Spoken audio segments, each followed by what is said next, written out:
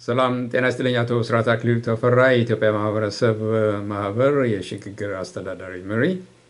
እንዳው ዛሬ ለምን ፈለገኝ? ጤና ይስጥልኝ አቶ ሰይፉ፣ እንደምን ዋልክ? ትንሽ ከተገናኘን ቆየንና ዛሬ በአጋጣሚ መልእክት ለማስተላለፍ በተለይ ከፊታችን ያለውን የሚጠብቀንን ምርጫ ማነው ረቂቅ ህግ ላይ ውይይቱን በተመለከተ አንዳንድ መረጃዎችን ለመስጠት እና ህዝቡም ዝግጅት እንዲያደርግ መረጃ ማስተላለፍ ስለፈለኩ ነው። ይህን ካልኩ ቢያንስ መረጃ መስጠቴን ባለፈው ሳምንት የተደረገውን የእድር ስብሰባ ለስብሰባ የመጡትንም አባላት ሆነ ስብሰባውን የመሩትን ሰዎች በዚህ አጋጣሚ ማመስገንና ማድነቅ ስለምፈልግ በጣም በጨዋነት እና ስብሰባ አመራሩም በተለይ መሪዎቹ ጥሩ ስለመሩት ጥሩ እንደነበረ በዚህ አጋጣሚ መግለጽ እና ማመስገን እፈልጋለሁ። እንግዲህ ዛሬ ማስተላለፍ በዋናነት የፈለኩት መልእክት ምንድነው? ከፊታችን እሁድ ኦክቶበር 5 የሚደረገውን የህገ ደንብ ረቂቅ ውይይት ሁኔታ ከመግለጼ በፊት ወይም ጥሪ ከማድረጌ በፊት እንዴት እዚህ ደረስን የሚለውን እንዲሁ ለአባላቶቻችን መረጃ ይሆን ዘንድ ወይም ማስታወስ እንዲኖርባቸውና ለምን የሚቀጥለው ሳምንት የሚደረገው ስብሰባ ወይም በዚህ ዊኬንድ የሚደረገው ስብሰባ ወሳኝ መሆኑን ለማስረዳት እና አንዳንድ ነገሮችን ልጥቀስ፣ ለምን እንዴት እዚህ ደረስን የሚለው ማለት ነው። እንግዲህ እንደሚታወሰው ፌብሩዋሪ 2 ስብሰባ ከመጣራታችን በፊት የቦርድ አባላቶች ለሁለት ተከፍለው በየግላቸው ስብሰባ ጠርተውን ያን ደግሞ ለማስተካከል ሽምግልና ተገብቶ 10 የሚሆኑ ስብሰባዎችን አድርጎ ወደ አንድ በማምጣት ፌብሩዋሪ 2 ስብሰባ ተጠራ። ዋናው ዓላማው ተመሳሳይ አሁንም ለስራ ወይም አብሮ የመስራት ችግር እንደገጠመ አባላቱን አስቸኳይ ስብሰባ መጥራት ስለፈለገና እንዲወስን ስለፈለገ ነበርና በአጭሩ ፌብሩዋሪ 2 ላይ በኦዲት ኮሚቴው መሪነት ስብሰባ ተደርጎ ችግሮቹ ከተገለጹ በኋላ እንግዲህ የዚህ ህግ የነበረን የ2009-10 ህግ ዋናው ለመከፋፈሉም ወይም ስራ አላሰራ እንዳለ ተገልጾልን ያንን በተመለከተ እንዲስተካከል አዲስ ህግ እንዲረቅ ኮሚቴዎችን መርጠን የጊዜ ገደብ አስቀምጠን እስከዛው ድረስ ኮሚኒቲው ችግር ሳያጋጥመው እንዲቀጥል የነበሩት ልዩነቶች ጋፕ እንዲሉ የነበረው ቦርድ በሁለቱም በኩል የተከፈለው ቦርድ ለጊዜው ወደ ጎን እንዲሆንና ኮሚኒቲውን በመጠበቅ ላይ ብቻ እንዲያተኩር ውሳኔ ተወስኖ ተለያየን ማለት ነው። እንግዲህ ያ ውሳኔ ተወስኖ አብዛኛው የቦርድ አባል ወደ አንድ ጎን ገለል ብሎ ሂደቱን በመከታተል ላይ ያለ የተወሰነ የቦርድ አባል ራሳቸውን ሊቀመንበር፣ ምክትል ሊቀመንበር፣ ጸሐፊ በማድረግ ተመራርጠው እንደገና ለችግር ምንስ የሆነውን አብሮ የመስራት ችግር እንደገና ስለጀመሩት ችግሩ እንደገና አገረሸ ማለት ነው። ስለዚህ ይህም ሲደረግ ቁጥጥር ኮሚቴ በጀነራል አሴምብሊው ኃላፊነት የተሰጠው የምንተማመንበት ቁጥጥር ኮሚቴ ነበር። ይሄ ነገር እንዳይደረግ ወይም ደግሞ እሱ የመራው ስብሰባ ተግባራዊ እንዳይሆን መከላከል አላደረገም ወይም ደግሞ ተባባሪ ነበር ማለት ነው። ስለዚህ በዚህ ውስጥ እያለ ከፊታችን ደግሞ አዲስ ዓመት በመምጣቱ እሱም ማሳሳቢ በመሆኑ በሽምግልና የተበተነው ቦርድ ተሰብስቦ ስራ አስፈጻሚው ባለበት እንዴት ማክበር እንችላለን በህብረት ትኩረት እንስጠው ተብሎ እሱም ጥሩ ውጤት አምጥቶ ተማምነው ታስክ ፎርስ አቋቁመው ለእኛም ለአባላቶቹ ግልጽ ተደርጎልን ተደስተን ነበር። ግን ከ2 ቀን በኋላ ያንን በማፍረስ የኮሚቴውን ዳይሬክተር ከጆርጂያ ስቴት ስሙን በመቀየር ሌሎች ሰዎችን በማስገባት እንዲሁም የባንክ ፈራሚዎችን ስም በመሰረዝ ሌላ ሰዎችን በህገወጥ መንገድ በማስገባት እንደገና ችግሩ ተመልሶ አገረሸ ማለት ነው። ስለዚህ ከዛ በኋላ አንድ መጥቀስ ፈልገው ኦገስት 3 ረቂቅ ደንቡ ቀርቦ እዛ ላይ ለመወያየት ስንመጣ ፌብሩዋሪ 2 የተወያየንበትን በኦዲት ኮሚቴው ሊቀመንበር እንደገና ተነቦ ቃለ ጉባኤው አባላቶች አጽድቀናል። ስለዚህ የፌብሩዋሪ 2 ቃለ ጉባኤም ሆነ ስብሰባው ለሁሉ ነገር መፍትያችን እሱ ነበር ማለት ነው። እንግዲህ ያ ሁሉ ተጥሶ ነው ወደዚህ የተገባው ማለት ነው።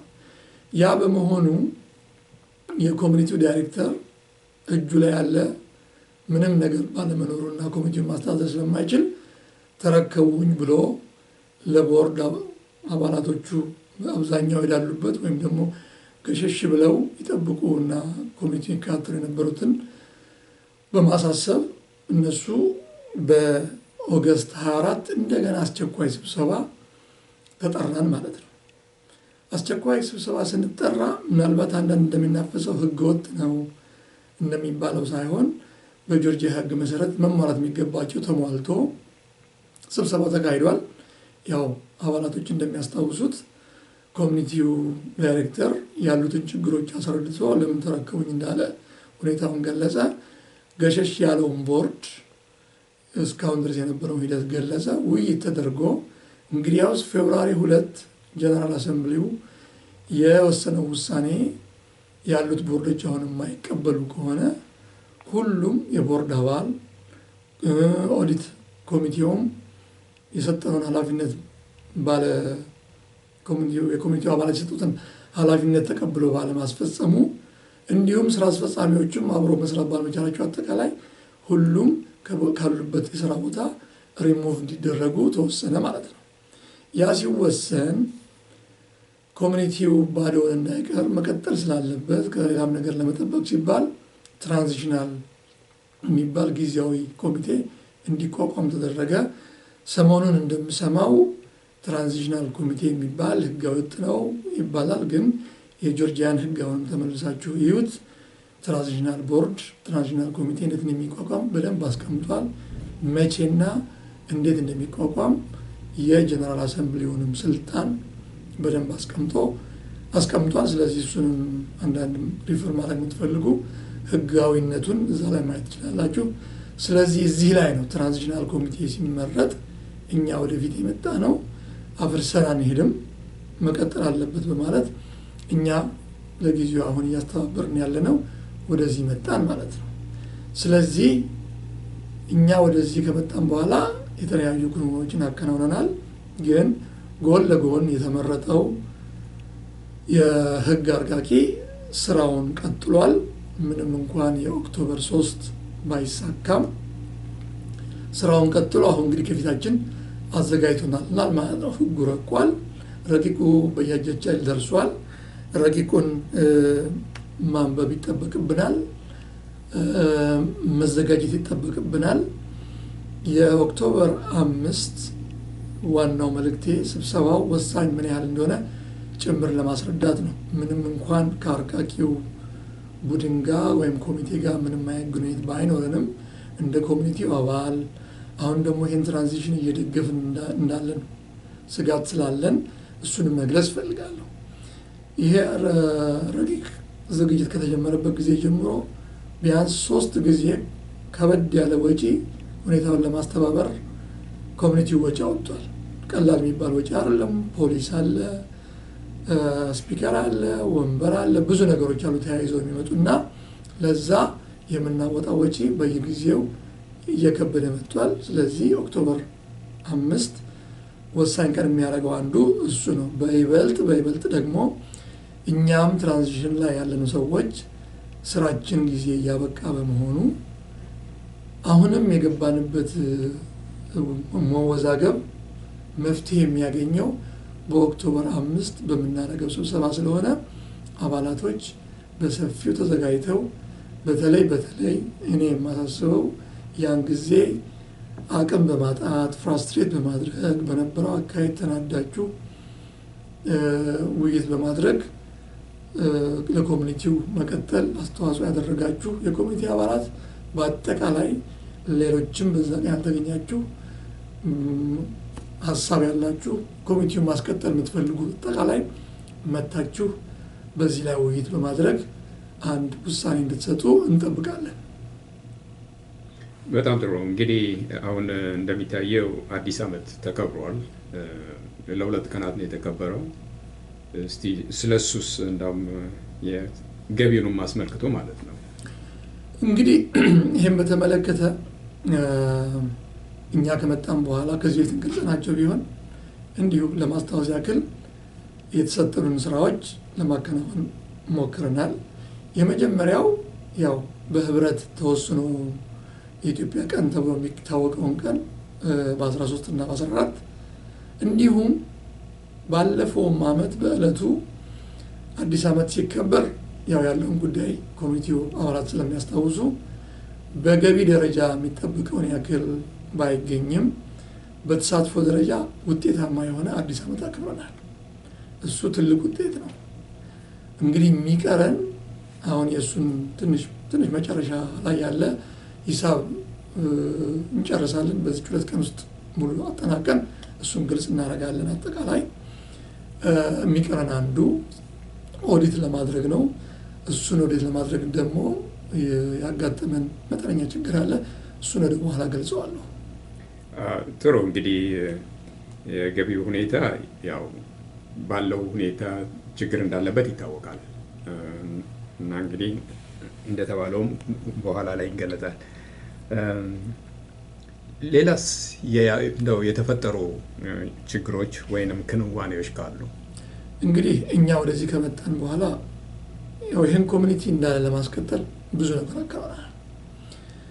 አዲሱ ዓመት እንዳይከበር ከፍተኛ ተጽዕኖ ያደረጉብን እነሱን አሸንፈን ያው ማሸነፍ የሚለው በውጤት ደረጃ ይያዝልኝ ያን ሁሉ ሂደት አልፈን አዲሱን ዓመት አባላቶቻችን የኮሚቴ አባል መጥቶ በጊዜው እንዲከበር አድርገናል። እሱ ትልቅ ክንውን ነው። ሁለተኛው የኮሚቴ ኦፊስ ክፍት ሆኖ ሰዎች መዋጮቻቸውን እንዲከፍሉ በኮሚኒቲው አገልግሎት የሚያገኙ ሁሉ አገልግሎት እንዲገኙ አዳራሹም ባለው ሂደት እየተከራየ ለኮሚኒቲው ገቢ የሚያስገኝበት ሁሉ ነገር እንደነበረ እንዲቀጥል ማድረጋችን ትልቅ ስኬት ነው።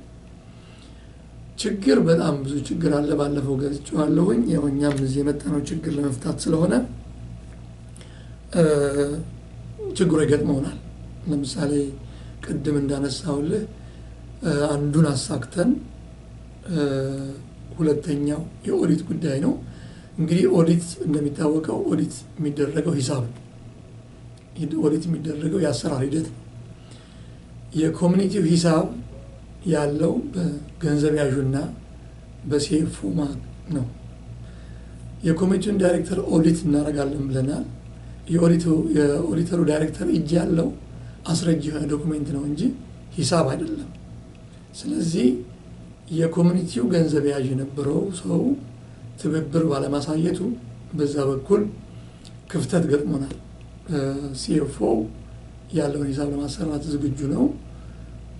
የሂሳብ ኮሚቴ የሚባል ከዚህ የተቋቋመ አለ። እነሱን ለማገዝ ዝግጁ ናቸው። ይህን ጉዳይ ለመፍታት ጥረት እያደረግን ነው። እሱ እንደተፈታ ሂሳብ ተሰርቶ ኦዲት ይጀመራል። አንዱ እኛ ከስልጣን ኃላፊነት ጋር የገጠመን ችግር እሱ ነው። ሌላ እንደ ችግር ማነሳው ምንድን ነው?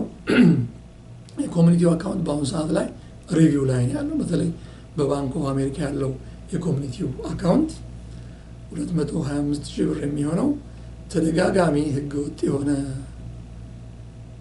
በቀድሞ የተወሰኑ የቦርድ አባላት ራሳቸውን እንደ ኮሚኒቲ መሪ የሚቆጥሩ ለኮሚኒቲው ቀጣይነት እኔ እንደማስበው ብዙም ግድ የላቸው በተደጋጋሚ ወደ ባንክ በመሄድ እና በባንኩም ድክመት የተነሳ በሪቪው ላይ አፐር ማናጅመንቱ ሪቪው ያደረገ ነው።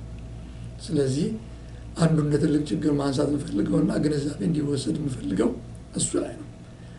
ሁለተኛው ችግር በቅርብ የተከሰተ ያው እኛ አሁን ትራንዚሽን ላይ ያለነው አባላቶች ተከሰናል ማለት ነው። ምን አይነት ክስ? እንግዲህ አሁን ሬስትሪክሽን ኦርደር እንዲወጣልን ክስ ቀርቦ የዲካፕ ካውንቲ ቀርበን እንድናስረዳ የ30 ቀን ሰጥቶናል። እንግዲህ ይሄ የሚወስደን አሁን ወደ ተለመደው የህግ ክርክር ነው የሚወስደን። ያ የህግ ክርክር ወጪ ያለው እኛንም ሆነ ኮሚኒቲውን ይጎዳል። ግን ያው በህግ የተያዘ ጉዳይ ስለሆነ በዚህ ከተማ ለአገልግሎት ሁላችንም ስንመጣ ይሄ ገጥመናል ብለን አይደለም እንጠብቀው። አቶ ብስራት ይሄ ባለፈው ጊዜ በኢደር የተቀመጠው ክስ ነው ወይንስ ይሄ አዲስ ክስ ነው? አሁን ያለውን የትራንዚሽን ኮሚቴ ወይም ደግሞ አዲስ የተመረጠውን በኦገስት 24 የተመረጠውና አሁን እየሰራ ያለውን ነው ክስ የተመሰረተብን። ይህን ክስ እንግዲህ በሚፈለገው መንገድ ለመወጣት ዝግጁ ነን። ለማንም እዚህ ኮሚኒቲ መጥቶ ለሚያገለግል ሰው ይሄን አልመኝለትም። በቀናነት ነው የሚመጣው። የክሱ ጭብጥ ምንድን ነው? እንግዲህ እኛ ህገወጥ ናቸው የሚል ክስ ነው የቀረበብን። በዚህ አጋጣሚ መግለጽ እንፈልገው የግል አካውንታችንም ፍሪዝ ሆኗል። ምንም ከዚህ ጋር ግን ባይኖረውም እንግዲህ ምን ያክል ርቀት በጭካኔ እንደምንሄድ ነው የሚያሳየው። እኛ ሲምፕሊ እዚህ ለሁሉም ለማገልገል ነው የመጣ ነው። ግን ያው ይህን ጉዳይ በተመለከተ ህግ የተያዘው ስለሆነ ብዙ አልገፋበትም። ግን ኮሚኒቲ አባላት እንዲረዱ እንፈልገው ምን ያክል የህግ አገልግሎት በዚህ ኮሚኒቲ አስፈላጊ እንደሆነ ነው እና ይሄ ችግር እንደ አንድ ችግር ላነሳው እችላለሁ። ሌሎችም ችግር ቢኖሩ አሁን የበር ሰበራ ወይም ደግሞ ጫና ማድረሱ ከባለፈው ጊዜ አሁን ጋፕ ብሏል። ትልቁ አሁን የማይጠበቅ ግን ያው የማንም ስብዕና የሚገልጽ ነው። ሚዲያ ላይ ስቲል አሁንም ስማችን እየጠፋ ነው። ባለፈው 200,000 ብር ጠፋ ተብሎ ሀገር እያዝ ተብሎ እንግዲህ በሚቻለው ሚዲያ ለመናፈስ ሞክሯል። እሱን ደግሞ ብሩ የት እንዳለ እንዳልተንቀሳቀሰ የኮሚኒቲው ሌላው አካውንት ውስጥ እንደተቀመጠ ገልጸናል። እዚህ ላይ ጠቅሼልህም አልፈው ይህን 200,000 ብር ስናዛውረው የደረሰ መረጃ ወይም ደግሞ የጠረጠርነው ጥርጣሬ ኤፌክቲቭ ትክክል መሆኑን በቅርብ ጊዜ አረጋግጠናል። የተፈለገው የኮሚኒቲውን ሂሳብ ፍሪዝ ማድረግ ነበር። ሞርጌጅም ሆነ ሌሎች ውሃ ማንኛውም ክፍያ እንዳይከፈል ነበር። ግን አሁን እኛ ያንን በማድረጋችን ውጤቱ መልካም ይሆናል። ግን እሺ የማህበሩስ ገንዘብ ነው የህዝብ ገንዘብ ነው ተብሎ ይታገድ በምንም መልኩ ማለት ነው በፈለጉት መንገድ። ግን የግለሰቡን እና በነፃ የሚያገለግልን ሰው የማጠራቀሚያ ሂሳብ ማዘጋት በምን አንጻር ነው? ይሄን ለማንም አልገለጽንም። እኛው እርስ በርሳችንን በጉዳዩ ላይ ውይይት ያደረግነው በዚህ ሳምንት አካውንታችን ፍሪዝ ሆኗል። ምንም አይነት ሂሳብ ማንቀሳቀስ አንችልም። እሱን ከባንኩ ጋኛው መራሃጅ መንገድ እንሄድበታለን። እስከምን ድረስ እንደሆነ ማየት እንሞክራለን። ለምንም እንደሆነ ግን በዚህ አጋጣሚ ልገልጽ ልንፈልገው ማንኛውም በእኛ ላይ የሚደርስ አደጋ ከሳሾቹ ማን እንደሆኑ ለማጣራት እየሞከርን ነው። በደፈናው ነው የመጣው። እኛ ግን ስፔሲፊክ ከሳሹን ሰው ማወቅ እንፈልጋለን። እሱን እናገኛለን። በማንኛችም ላይ የሚደርሰውን አደጋ ከሳሹ ኃላፊነት ይወስዳል። እሱን እንሄድበታለን። ግን መሆን ያልነበረበት ነገር ነው ሆኗል። እዚህ ላይ ብዙም አስተያየት አልሰጠም ማለት ነው። ሌላ ጥያቄ ካለ ወደ ሌላ ጥያቄ እንቀጥል። ጥሩ እንግዲህ አሁን ምን ይጠበቃል? አሁን ዋናው ማስተላለፍ የፈለኩትና ዛሬ የመጣሁት እንግዲህ የመጣንበትን ሂደት ከገለጽን ያለንበትን ጉዳይ ካስቀመጥኩኝ አሁን ምን ይጠበቃል ከኮሚኒቲው አባል በጣም በጣም በጣም ኢምፖርታንት የሆነ መልእክት ነው። ይሄ ህገ ደንቡ ረቋል። ረቂቁ ዝግጁ ነው። ሰሞኑን አልቃቂዎቹም እንዲሁም በግላቸውም አንዳንድ ሰዎች ምን ያህል ጠቃሚ እንደሆነ ግልጽ እያደረጉ ነው። የኮሚኒቲው አባል በአጠቃላይ መምጣት አለበት። ዳር ቆሞ በዝምታ ሂደቱን ማየቱ ለኮሚኒቲው ቀጣይነት ጥቅም የለው። ለሀሚታማ አይመችም። በኋላ ዳር ቆሞ እጅ መጠቋቆም፣ አንዱን መደገፍ፣ አንዱን መቃወም ለዚህ ኮሚኒቲ መዳን ጥቅም የለውም። ከዚህ በፊት እንደገለጽኩልህ ኮሚኒቲው ለሁለት ተከፍሏል ተብሎ የሚወራ ነገር አለ። ማስታወቅ ፈልገው ኮሚኒቲው ለሁለት አልተከፈለም። ሁለት አካውንት የለም። አንድ ኮሚቲ፣ አንድ አይዲ፣ አንድ ኮሚቴው አገልጋይ ነው ያለው እና ሁለቱም የማጠራቀሚያ ሂሳብ የተለያየ አካውንት ይሁን እንጂ የኢትዮጵያ ኮሚኒቲ አካውንት አይዲው የነሱ ነው፣ የኛ ነው፣ የኮሚቴያችን ነው። በዚህ ላይ ማንም ሰው ስጋት ሊገባ አይገባም። ማወናበጃ ነው። እስከጠቀመ ድረስ ይሄዱበት።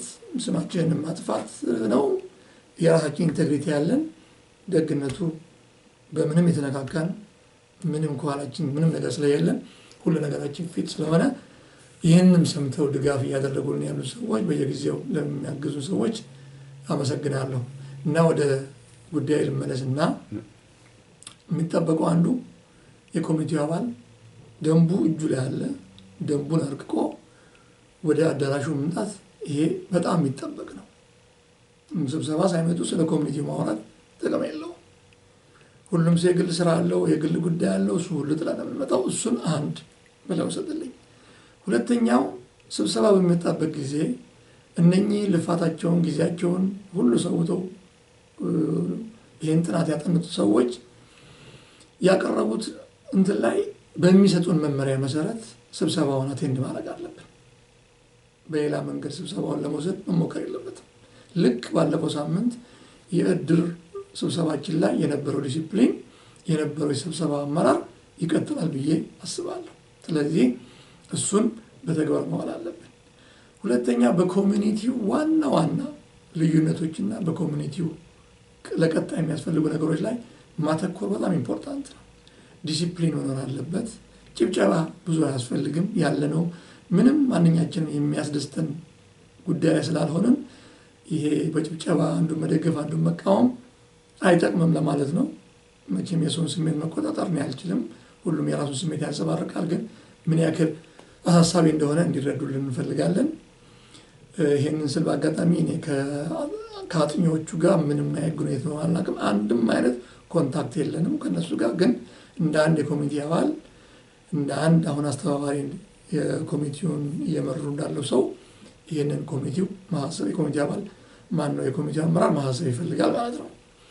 ሁለተኛ በሚሰጡ ሀሳቦች ላይ እንጂ ሀሳቡን በሚሰጡ ሰዎች ላይ ትኩረት ማድረግ አይጠቅመንም።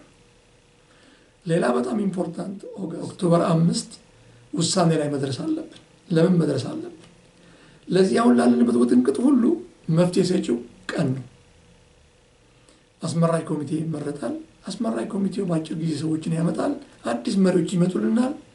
ከዛ በኋላ ኮሚኒቲው በአዲስ ወደፊት ይቀጥላል ማለት ነው። ያሉትን ችግሮች አጥርቶ ይሄዳል ማለት ነው። ከዚህም ባሻገር የኛም ጊዜ እያበቃ ነው። እኛም ይህንን እየተወጣን ስለሆነ ማስረከብ እንፈልጋለን። ስለዚህ ያ ኮሚኒቲ ውሳኔ ሳይወጣ ማነው ያ ስብሰባ ውሳኔ ሳይደርስ መበተን የለበትም። እንደ ኦገስት 3 ላይ ያለ ልምድ ሊጠቅመን ይገባል። ሰብሳቢዎቹ የሚሰጡን አስተባባሪዎቹ የሚሰጡትን ተከትለን አንድ ውሳኔ ላይ መድረስ አለብን። ለዚህ ኮሚኒቲ ግለሰቦች ወሳኝ አይደሉም።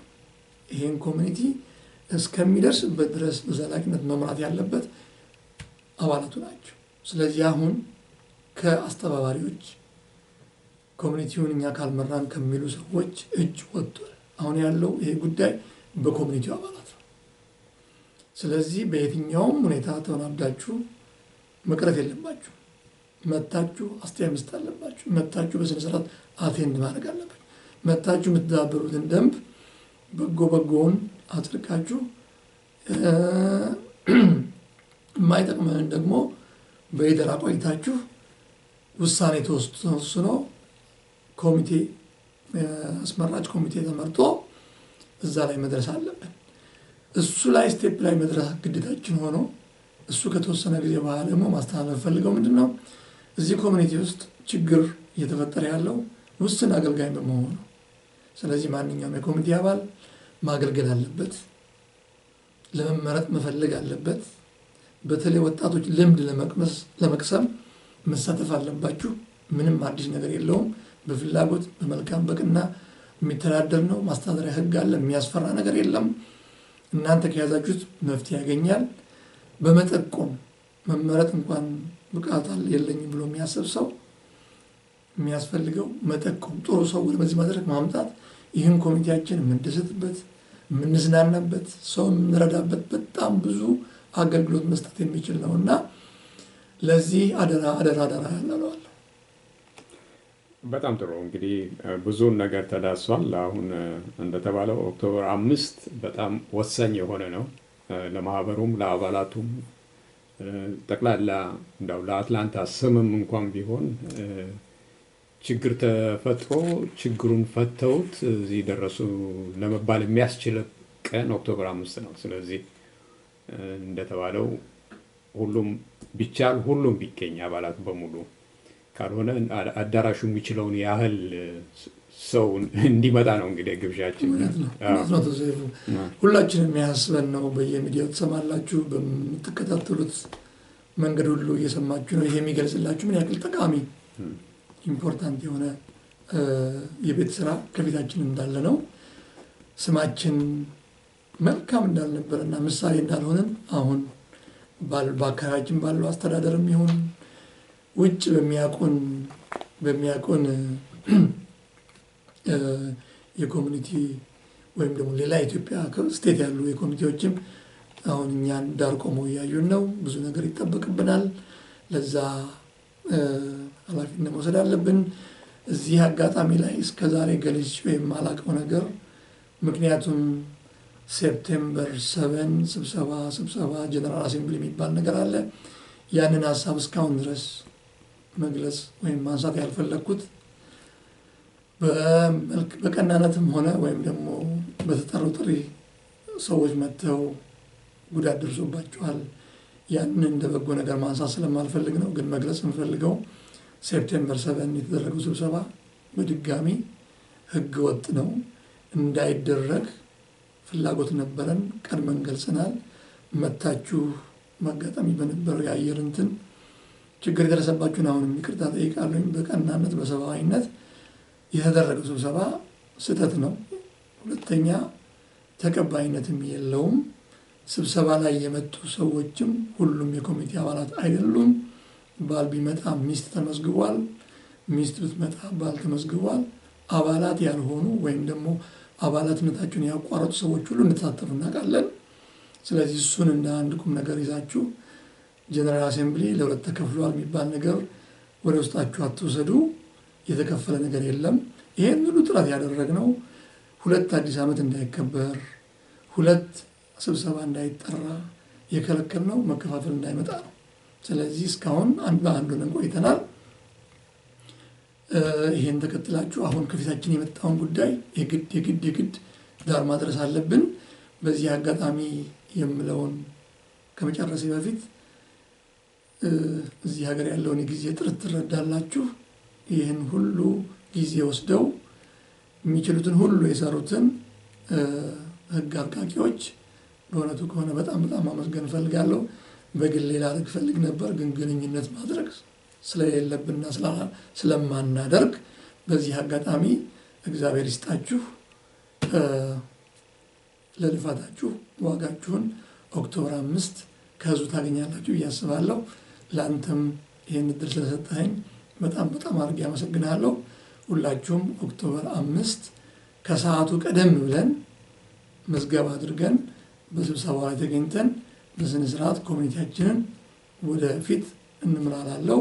በጣም አድርጌ አመሰግናለሁ። ተገኙ የተባለበት ሰዓት 7 ሰዓት ነው፣ 1 PM ነው። እንግዲህ እዛ እንገናኛለን ማለት ነው። እውነት ነው። በሰዓቱ እንድንገኝ ድጋሚ ጥሪ ያቀርባለሁ። አመሰግናለሁ። በጣም ጥሩ።